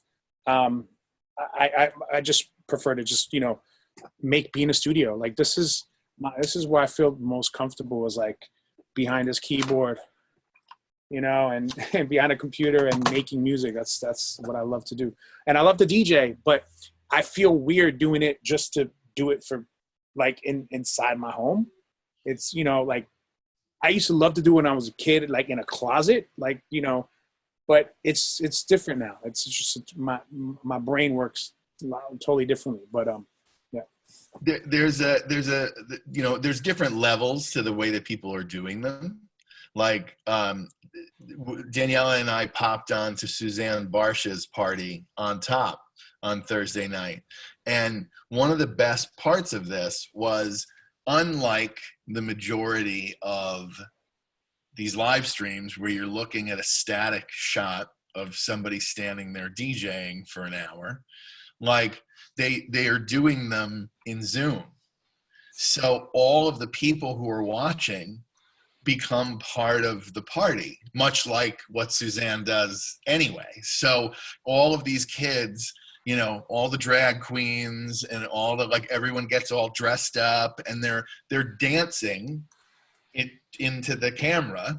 So, like, you're looking at these screens full of people who are actually consuming the music, like, the way, it's not a bunch of, like, kids in backwards baseball caps sitting in gaming chairs, like, smoking a vape. Like, it's like they're actually, like, in it and they're a part of the party. So, we popped in and we had such a good time. And then, day before yesterday, she hit me up and was like, hey, would you consider playing on Thursday? And I was like, absolutely. Because it's like you're actually playing to, like, a club, like the way that, I remember when I first started going out in Chicago, when it was like a freak show and it was like everybody, everyone got dressed up. Everybody was a part of the party, like the DJ was just like some guy in the corner, like who was just happened to be playing music, and I'm totally okay with that. I mean, I miss those days, so I'm actually quite excited to do this because, like, you know, it's going to be this like kind of riot to like play these records and like watch all of these people like in their houses like dancing to the music. Like that to me is so much more what this scene is really all about Yeah. than watching like somebody with like some like flashy graphics in the background like playing Yeah. set. It's but I think there's a lot of good things that are coming out of this quarantine type of entertainment coming out now. Like, for example, the whole thing that Timbaland and Swiss Beats did with Versus, where, you know, they got Teddy Riley with Babyface together. That was epic. I mean, we are never going to witness something like that again. I don't think. I mean, that was amazing the first time and the second time. The other day, my boy Dallas also did one with Jermaine Dupri, and they did something called, you know, all they did was play each other's music and tell stories of how they wrote these songs. And it was beautiful. I mean, there's that type of content. It's, imagine if you know, saw Prince and Michael Jackson on Instagram Live playing each other's records and talking about it, or like battling each other. It's mind blowing. I mean, when it comes to stuff like that that's happening, these are lessons for these kids today, or for anyone. They're it's not a battle. It's a cultural like workshop of history that these living legends are giving to us. And they were things that weren't happening before, right? Yeah, like, and they were not happening before. So that is amazing. And I'm looking at this technology now, and what's happening with that is like, it's a blessing. Because now, I mean, wow, the Teddy Riley thing alone, there was over 3 million people I mean, they literally crashed Instagram. And I know it wasn't just all older people. It was kids there too. And they're learning. They were literally learning who Babyface was and who Teddy Riley is and what they did and how they contributed not only to, you know, pop culture, but to Black culture, obviously, and to hip hop and house and everything, because it's all connected. Remember, and that's why I'm doing this album that I'm doing now, Sound Embryo. It's literally to make sure so the narrative doesn't change. House and hip hop and have always been connected. And that's something that I want to talk about, but later in the future. That's why it's so important right now on Instagram Live that this stuff is happening and resonating across the world. It's beautiful. It warms my heart. I love it. Love it. Love it. Love it. Love it. Last night, Club MTV was brought back, and D-Nice did Club MTV last night. Club MTV, I mean, wow. Like, you know, they haven't done Club MTV in 20 years probably, you know what I mean? Like, but, you know, the thing about him, which I think, you know, and Daniela puts him on almost every night, so I get to hear a little bit of what he's doing. And the thing I appreciate so much about him is that, unlike a lot of other people who are doing these kinds of live streams, like, you know, he'll just go on like an 80s jaunt. And I mean, like, you know, like Junior, you and I don't even need to talk about this. Yeah. Like, you and I are both like into that. But like, he'll go on that tangent for an hour. He'll start playing like deep disco cuts. And I'm like, this is not a hip hop DJ. This is somebody who is walking people through. He's a curator. Like, he's an artist. Yeah. And when he first did it, when he first started logging on, it was obviously a crew of people sharing, like, yo, check out Dean and blah, blah, blah. And there's an authenticity to what he did. He had no idea what he was doing. He just wanted to share music. It was like, he just wanted to do this. And it just started naturally, organically, just exploding. And that's what I loved about it, because there was no preconceived notion, no preconceived meditated plan of, let me break this algorithm and get likes and get this and get that and all this nonsense. It just happened. And he did what no one else, not if you wear a marshmallow on your head or you wear a mouse mask. None of these cats did what one dude did by being authentic and playing music from the heart. That to me was amazing. And that's all I cared about. I'm so glad that the world knows who D-Nice is, because they get to hear amazing music 24 hours, 7 days a week on his Instagram Live. I mean, ooh, I just got chills just thinking about it. So- This is that moment where all of us really have this, you know, I mean, obviously we're not all D-Nice. Like he's got some skills that, like, you know, lots of us don't. But like, you know, there is this beautiful moment to turn whatever this is for us into, you know, that authenticity. And, you know, Hiroko, maybe, you know, for you, maybe I would suggest, and I mean, I'm only saying this because I say this to so many of my other artists, like, you know, maybe it's time to like blow the dust off these old hard drives and like take a listen to some stuff that you may have walked away from a couple of years ago. That's going to sound That's super so dope. embarrassing to listen to. Yeah. Oh, Oh, she's just firing herself. Hiroko's a beast and she's dope. I'm one of her biggest fans. I remember when I first heard her DJ, I was like, ooh. Yeah, I for me, I've been doing more like little tutorials and stuff online for production, and like Yeah. it's like it's like a gig, right? It's like you were just talking about how you're excited to do this Zoom thing. I think it's like you want to hear something that you're excited about for you to DJ, or it comes through instantly in a camera. If you're like sitting there DJing and you're just not, it's just like kind of a disservice to everybody, right? If you're like, I'm kind of going through the motions of this thing. So yeah, I'm waiting for that moment maybe where I'm like, oh, this is exciting. And yeah, there's a couple things on the horizon, but we'll see. We But have a question I'll from follow. Facebook Live, just asking Hiroko, when are you going to do your live stream? I guess people want to see you DJ, and it's from France. I've got a couple things coming. They're as I mentioned, they're all associated with some benefits. And so it's hopefully it's one of those things like, as a viewer on live streams, like the DJ in me has such a short attention span, right? Like I'm like, oh fuck, next, you know, and there's some that I think have really pulled it off, and you kind of get the energy and emotion through the camera. But it's also like someone who does a good live stream is somebody who's probably good on camera, right? So, and that's a different thing altogether. Like I'm somebody that kind of wilts while I'm on camera, right? If it's a crowd and there's people and like there's a smiling face in front of you or whatever, then that comes through. But like if I'm in a room and there's just like a camera staring at me, I'm just gonna stare in the lens and like make weird faces and stuff. But yeah, stuff is coming soon. I think Megacoplex did a really good job on his live stream. He had fans like send in pictures of themselves dancing, and that was really cool. And then they did like the whole green screen. He DJ'd in a green box. I don't know. It was like super high tech. It was kind of, it was crazy, but it was pretty cool. Yeah, So there's a lot of creativity going on right now. Yeah. So much. So I was just curious, you guys, before we wrap up, I want to go around the room and just kind of like ask you guys, like, what is a takeaway that you want to leave people, like a positive note? Like, definitely there's a lot, like, I mean, come on.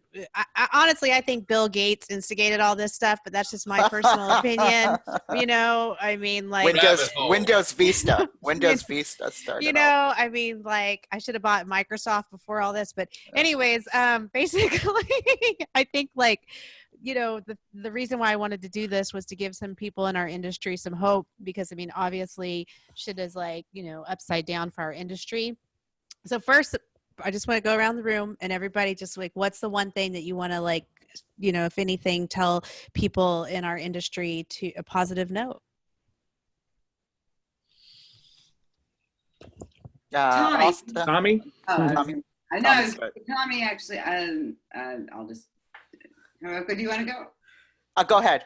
Okay, I'll just quick. Just a quick thing, because Tommy, you know, I'm a writer, and you said something before that I had written down earlier today because I was thinking about this, and it was that and I wrote this just because I just did. I'm living in a somewhat self-diagnosed bipolar state of a blissfully Zen yogi one moment and an anxiety-laden psychopath. It's kind of a balancing act, but it can be fun. And I never know which version of myself I'll get on a given day. But I think this is common for everybody right now. And having the mental agility to see that this is happening to every single person on the planet unifies us in a way that music does, or should. And that's a humbling notion. And it's what you were talking about before. And you were saying it, and I'm like, we're all unified. Like, this is happening to everybody.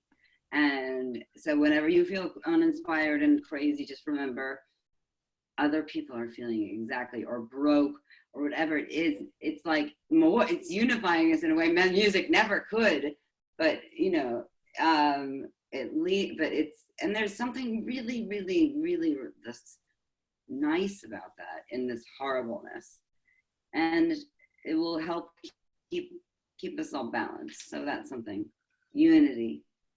I mean, I've dedicated 5 years of my life to Stumping for Bernie. And if he taught me anything, it's not me, us.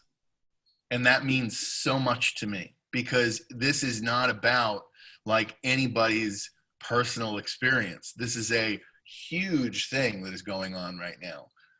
But just to walk that back a little bit, like, I deeply believe that we have to take care of ourselves in this, because, like, just using what Junior was saying before, like, you can't be the best you to your mom if you're not taking care of yourself.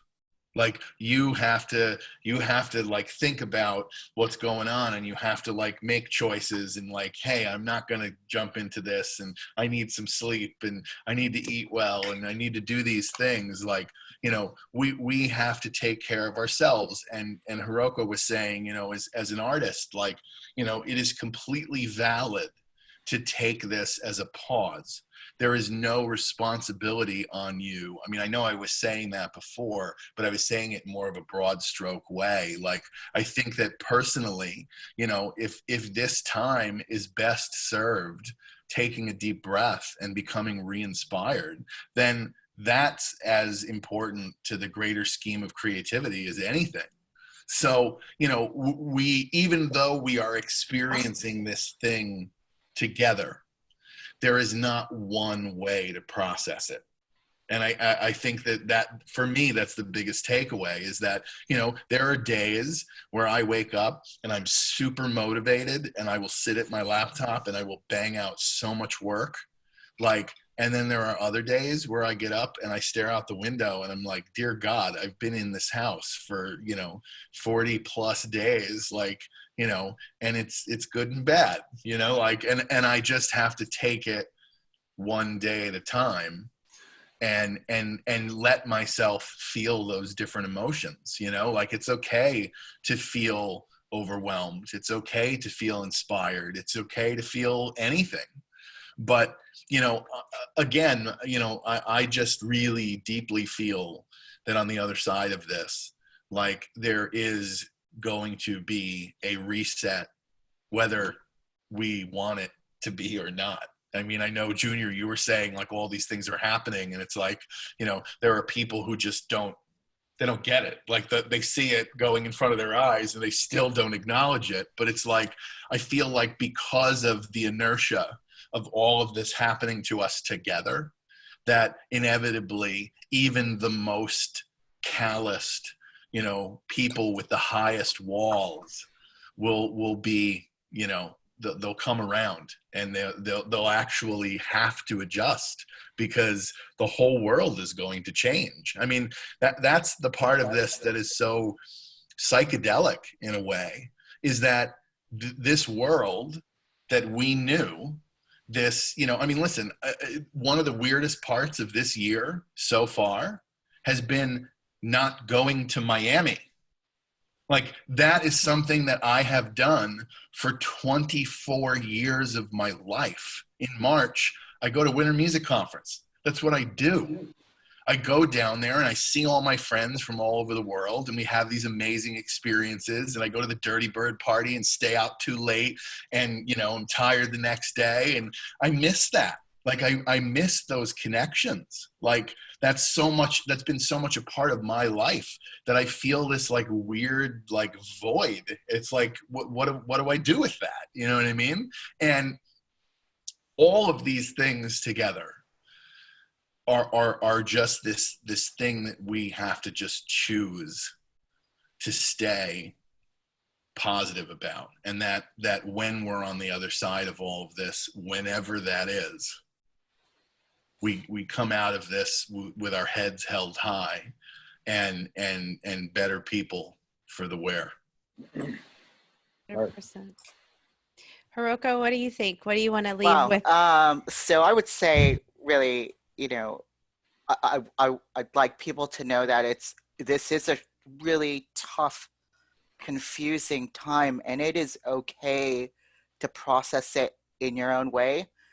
People are going to give you advice on how to deal with things, and in the end, so much responsibility right now is left up to the individual. So when you do make these decisions about what to do and how to handle things, make sure you are really sticking true to what you think is right, because there are consequences, and those consequences are they're not just your own. They have an effect on other people, and they could have a fatal effect on other people, right? So you know, don't rush anything, and you're going to know when you need to do things, and if you don't, you have to reach out to somebody, right? And that's easier said than done, to reach out and call somebody. But right now, everyone is in this kind of separated state, and they might not think to give you a call, right? When you're having a tough time. So you're going to have to recognize when that line is with yourself and kind of try to make those motions. And I think kind of the last thing is, like, I think it's really good to sit down and talk to everybody today. And like, we're lucky in a way that we have a platform right now, and we have a way to communicate to people that maybe not everybody does. And this is an opportunity to, you know, like my Instagram is, I post like the most depressing, terrible stuff in the world, right? But it's also like an ability to maybe use these platforms for other things that could be helpful. Like, I'm not going to stop posting terrible stuff, but there, maybe you can help one or two people during this time, and maybe you can get, you know, there's so many people in such tough situations right now that, like, if you take the situation you're in, just imagine somebody who might be, you know, before all this, in a tough spot, and what that means to them now, and you know, find ways to maybe kind of help out. Maybe not the world, maybe not your city, but maybe at least your block or your neighbor or something like that right now. So. Beautiful. Junior, what would you say is kind of your takeaway?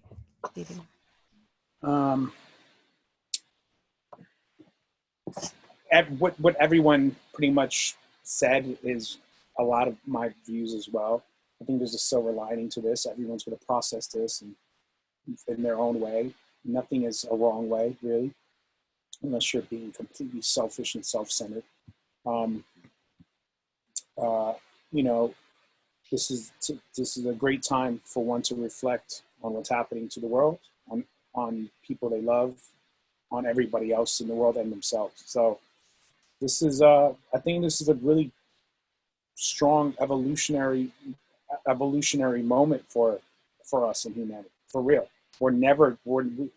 People want, you know, people are like, oh, let's go back to normal. There is no normal after this. This is it. This is like normal's, whatever that word is, doesn't exist anymore. We've evolved from that, to whatever normal is.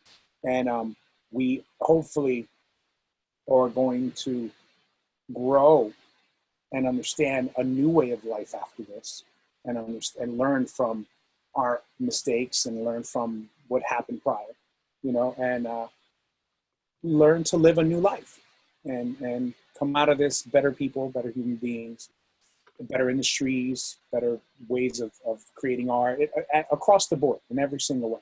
Better ways of, you know, catering to people in restaurants, better ways of creating food, everything. So this is a evolutionary process for us, I think. You know, everything happens for a reason, I think, right?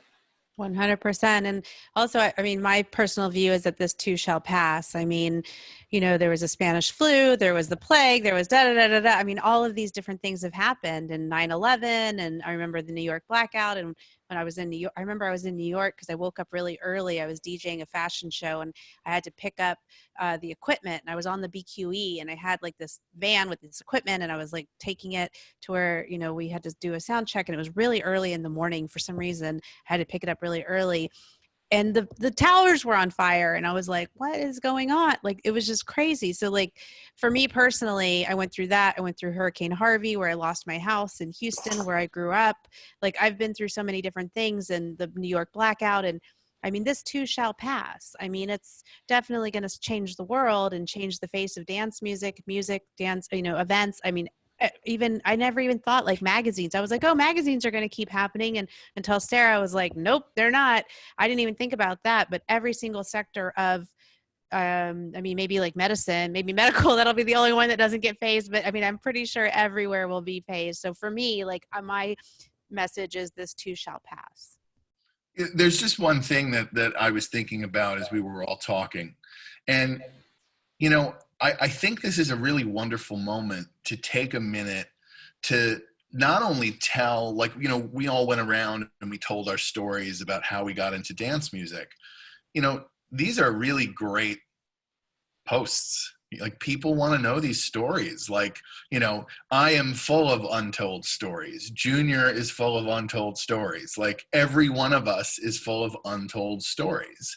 And now is the time to tell those stories. And it's also time for us to take a minute and appreciate all of the players who influenced us. Like, you know, like if you grew up listening to Derek Carter, tell Derek Carter how much he means to you. I'm pretty sure that would be a welcome message to any of us. You know what I mean? Like, any of us would love to hear that. Like, and you know, as long as it's genuine and it's your real story. I mean, I've been doing it in little bits. I've been finding old pictures, and then I'll write this crazy story about living in Atlanta and, like, you know, how we used to go to this one club, and like, and you know, I do that, and I'm shocked at the response that it gets. You know what I mean? Like, you know, double, triple what a normal post would get. And that's not why I'm doing it. I'm doing it because I stumble across the picture and I want to share. But I think this is a really wonderful time to really, like, dig into our histories and, like, and tell those stories. Because I think it's, you know, we're waiting for some fictitious documentary that's going to be like the right place to tell these stories, and no one's ever made that, so we might as well tell them. Great. You just became a journalist, Tommy. You're hired. I will edit you. That's exactly what I've been doing my whole life. And you just Tommy's next Netflix special. boom. Well, I actually am. There is a new thing, which I should have mentioned earlier, but I'm going to mention it now.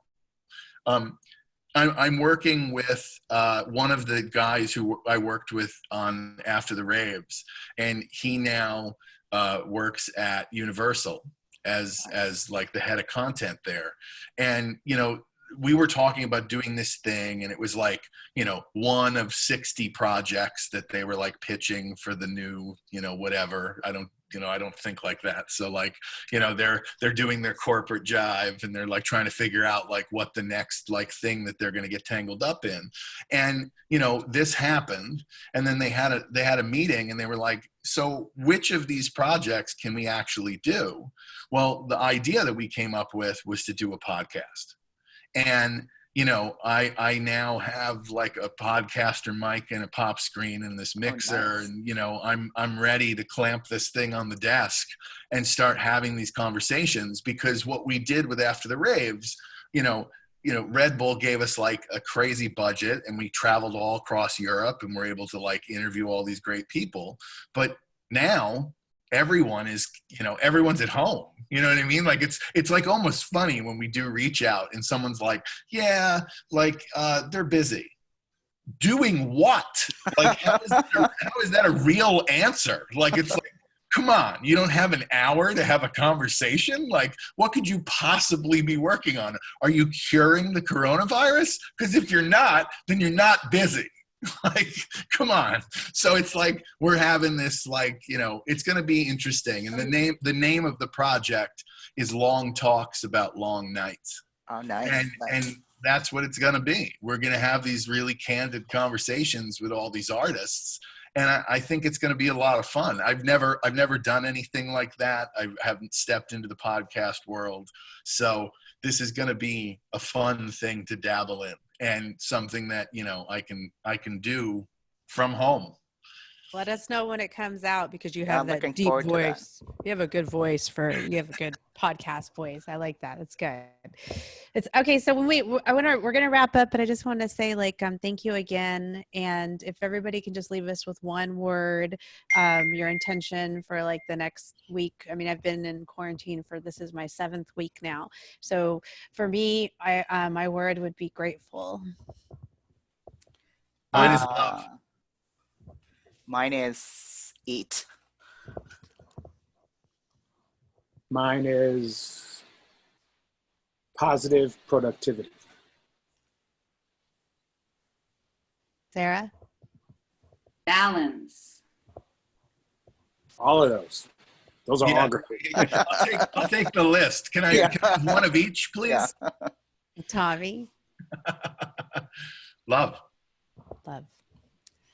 Hey, that's why we all like music. Love you guys. Thank you so much. Thank you I really so much for having us. I really appreciate it. No, this is great. This is great to see everybody too, honestly, man. This is Take Sarah. care, everyone. Great to see I you. miss you all. Yeah. And please keep us in the loop. I want to know about Junior's album. I want to know about Tommy's podcast. I want to know when Hiroko finally decides to do a live stream, because people in France are like blowing me up for that.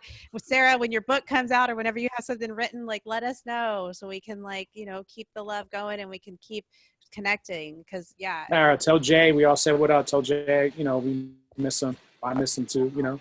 Yeah. He's cooking me dinner right now, and I'm starving. It's 9 p.m. here. Give him a hug, give him a kiss. You're in Portugal. You're in the land of amazing food. I'm so I'll jealous. post some picture foods to Instagram tonight. Oh, I'll post the picture of dinner.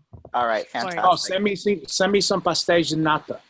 Okay. Wow, that's a good Wow. pronunciation. love you guys. Thank you so much. Thank you.